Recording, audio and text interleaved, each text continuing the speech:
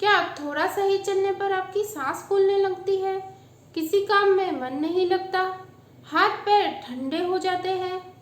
चेहरा, आंखें और जीभ सफेद पड़ रही हैं? हमेशा आलस्य आपको घेरे रखता है। अगर ऐसा सब कुछ आपके साथ हो रहा है तो हो सकता है कि आपको अनीमिया की शिकायत हो। Hello everyone, welcome to my channel और मैं हूं doctor Akanksha, MD in Ayurveda. आज इस वीडियो में मैं आपसे अनीमिया के टॉपिक पर डिस्कशन करूंगी। अनीमिया, जिसे आयुर्वेद में रक्ताल्पता कहते हैं और नॉर्मली कॉमन लैंग्वेज में लोग इसे खून की कमी कहते हैं। इस वीडियो में मैं आपको अनीमिया के कारण, कुछ होम रेमेडीज और कुछ आयुर्वेदिक रेमेडीज बताऊंगी, तो इस वीडियो को अंत तक जरूर देखिए।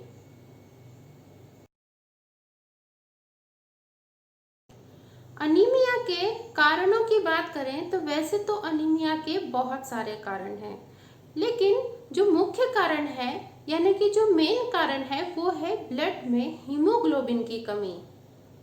हीमोग्लोबिन जो कि आरबीसी में स्थित होता है, जो कि रेड ब्लड कॉर्पुसल्स होती हैं, वो दो पार्ट में मिलकर बना हुआ होता है, हीम और ग्लोब्यूलिन। हीम का अर्थ होता है आयरन और ग्लोब्यूलिन का अर्थ होता है प्रोटीन। बेसिकली ये प्रोटीन है जिसमें आयरन होता है और जिसका कार्य होता है लंग्स से ऑक्सीजन को बॉडी के डिफरेंट पार्ट्स तक पहुंचाना। तो जब हीमोग्लोबिन की कमी होती है शरीर में, तो शरीर में ऑक्सीजन की भी कमी होती है। एक महत्वपूर्ण बात जो हम सब भूल जाते हैं, हमारा मेन कंसंट्रेशन जब हीमोग्लोबिन कम होता है तो आयरन की तरफ होता है, लेकिन आयरन के साथ साथ हमें प्रोटीन इंटेक और प्रोटीन के लिए भी कुछ दवाइयों की ज़रूरत होती है। तो हमें जल्दी से ब्लड में हीमोग्लोबिन की मात्रा बढ़ाने में वो मदद करते हैं, तो इस बात को ज़रूर ध्यान रखिए। इसके अलावा जो कारण है वो है ब्लड लॉस। ब्लड लॉस जो कि किसी डिसीज के वजह से भी हो सकता है या फिर एक्सीडेंट जैसी कंडीशन में भी हो सकता है। बहुत ज़्यादा ब्लड लॉस होने पर भी व्यक्ति एनीमिक हो सकता है। इसके अलावा फीमेल्स में, क्योंकि वो न्यूट्रिशन पे ध्यान नहीं देती और एक एज होती है 12 टू 45 ईयर्स के बीच में जिसमें उन्हें पीरियड्स आते हैं, उस टाइम पे मंथली जो उनका ब्लड लॉस होता है और पुअर न्यूट्रिशन के कारण उन्हें एनीमिया होने के चांसेस होते हैं। इसके अलावा पोस्ट डिलीवरी के केस में भी फीमेल्स को एनीमिक होता हुआ देखा गया है। तो फ्रेंड्स, अब बात करते हैं कि आयुर्वेद में एनीमिया को क्या बोला गया है। तो जैसा मैंने वीडियो के स्टार्टिंग में ही बोला था, आयुर्वेद में एनीमिया को रक्ताल्पता बोला जाता है। इसका मुख्य कारण आयुर्वेद में जो बताया है वो है पुअर न्यूट्रिशन। और पुअर न्यूट्रिशन क्यों होता है? पुअर न्यूट्रिशन हमारे डाइजेस्टिव पावर या डाइजेस्टिव फायर, जिससे आयुर्वेद में हम जठराग्नि बोलते हैं, उसके खराबी के कारण होता है। यानी हम इसको ऐसा कह सकते हैं कि यह मंदाग्नि के कारण होता है।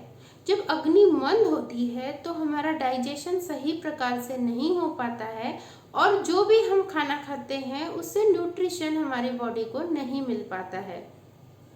और ये बहुत हद तक सही है, क्योंकि यही कारण है, इसलिए हमें डाइजेस्टिव पावर पे भी ध्यान देना बहुत ज़्यादा ज़रूरी है अनीमिया के केस में। अनीमिया के लक्षणों के बारे में मैंने आपको वीडियो के स्टार्टिंग में ही बताया था। वो कुछ मुख्य लक्षण हैं, उन्हें देखकर आप पहचान सकते हैं कि आपको अनीमिया है। इसके अलावा लैब टेस्टिंग होती है जिसमें कि ब्लड टेस्ट किया जाता है और हीमोग्लोबिन परसेंटेज निकाला जाता है। एक नॉर्मल हीमोग्लोबिन की वैल्यू होती है जो मैं आपको बताने जा रही हूँ, जो कि मेल, फीमेल और बच्चों में वेरी करती है। मेल में यह मात्रा 14 टू 16 ग्राम पर डीएल या पर डेसीलीटर या पर 100 ml हम इसे कह सकते हैं। फीमेल्स में और बच्चों में 12 टू 14 ग्राम पर डीएल इसकी मात्रा होती है। अलग अलग लैब में अलग अलग थोड़े बहुत वेरिएशंस हो सकते हैं, लेकिन यदि आपके ब्लड टेस्ट में हीमोग्लोबिन की मात्रा कम आई है तो इससे ये कंफर्म हो जाएगा कि आप एनीमिक हैं। तो उस पर ध्यान देना बहुत ही ज़्यादा ज़रूरी है फ्रेंड्स, क्योंकि हीमोग्लोबिन की कमी कई बार फेटल यानी कि मारक भी हो सकती है। ये हमारे शरीर को बहुत तरीके से क्षति भी पहुंचा सकती है, क्योंकि हमारे शरीर में भी ऑक्सीडेटिव डिस्ट्रेस हो सकता है जो कि ऑक्सीजन की कमी से होता है।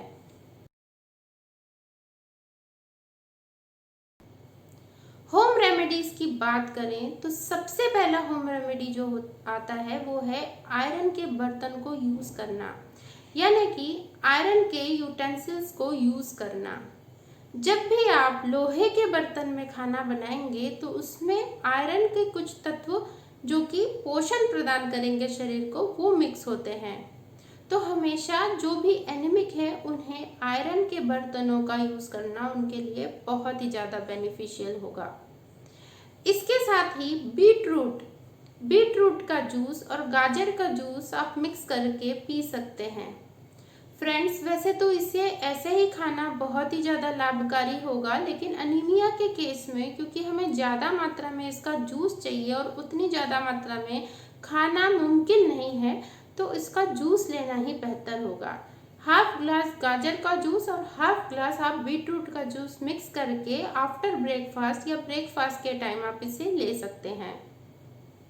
इसके अलावा आंवले को बॉईल करके आप लोहे की कढ़ाई में उसे बघार लगाकर उसका प्रयोग करिए, क्योंकि आंवले में विटामिन सी होता है जो कि आयरन के एब्जॉर्प्शन में हेल्प करता है।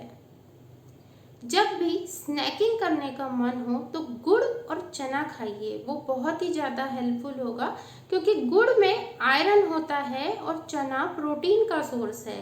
तो इस तरीके से चने गुड़ का कॉम्बिनेशन बहुत ही ज़्यादा लाभकारी होता है। खाने के आधा घंटा पहले अनार का सेवन, यदि आप एक अनार का सेवन डेली करते हैं तो आपको बहुत ही अच्छे रिजल्ट्स मिलेंगे। इन सब होम रेमेडीज के अलावा एक्सरसाइज करना बहुत ज़रूरी है, क्योंकि जब हम एक्सरसाइज करते हैं तो बॉडी में ऑक्सीजन ज़्यादा मात्रा में हमें मिलती है। एक्सरसाइज कर सकते हैं या फिर योग और प्राणायाम करिए। प्राणायाम हमारे शरीर में ऑक्सीजन को पहुंचाने के लिए बहुत ही ज़्यादा हेल्पफुल है, और मेनली इसमें आप अनुलोम विलोम करेंगे तो बहुत ही ज़्यादा फायदा मिलेगा आपको। ग्रीन लीफी वेजिटेबल्स का सेवन करना बहुत ही ज़्यादा बेनिफिशियल होगा।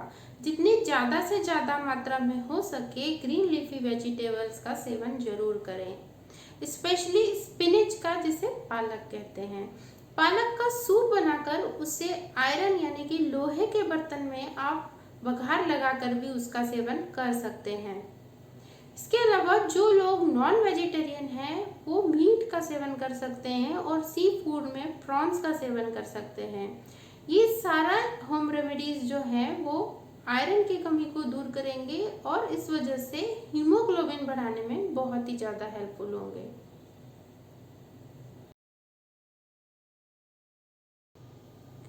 मेडिसिन में आप च्यवनप्राश का यदि सेवन सुबह शाम एक एक चम्मच दूध के साथ करते हैं तो बहुत ही ज़्यादा हेल्पफुल होगा अनीमिया के कंडीशन में।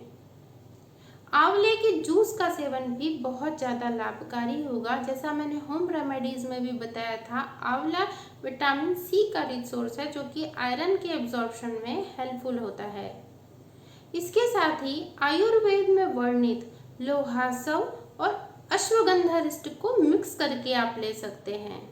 2 बड़े चम्मच आप लोहासव के लीजिए, 2 बड़े चम्मच आप अश्वगंधा के लीजिए, दोनों को मिक्स कर लीजिए और उसमें 4 बड़े चम्मच आप पानी के मिक्स करिए और मील के बाद दोनों टाइम यानी खाना खाने के बाद दोनों टाइम लंच और डिनर के बाद आप इसे ले सकते हैं।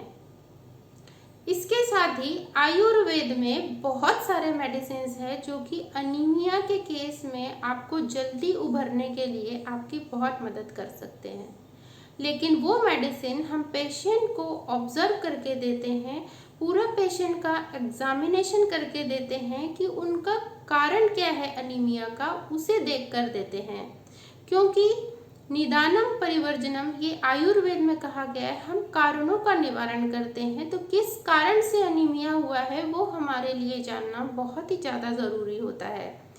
इसके लिए आप अपने आयुर्वेदिक डॉक्टर से संपर्क करिए, और यदि आपको कोई भी शंका है तो आप मुझे मेरे डिस्क्रिप्शन बॉक्स में ईमेल आईडी दिया हुआ है, उस पर आप मेल कर सकते हैं। तो इन सब बातों को ध्यान में रखिए और अपने आयरन की डेफिशिएंसी या एनीमिया के कंडीशन को दूर करिए। अगर आपको मेरा ये वीडियो पसंद आया है तो इसे लाइक करिए, मेरे चैनल को सब्सक्राइब करिए और फ्रेंड्स के साथ इसे शेयर करना ना भूलिए। तो स्वस्थ रहिए, सुरक्षित रहिए। नमस्कार।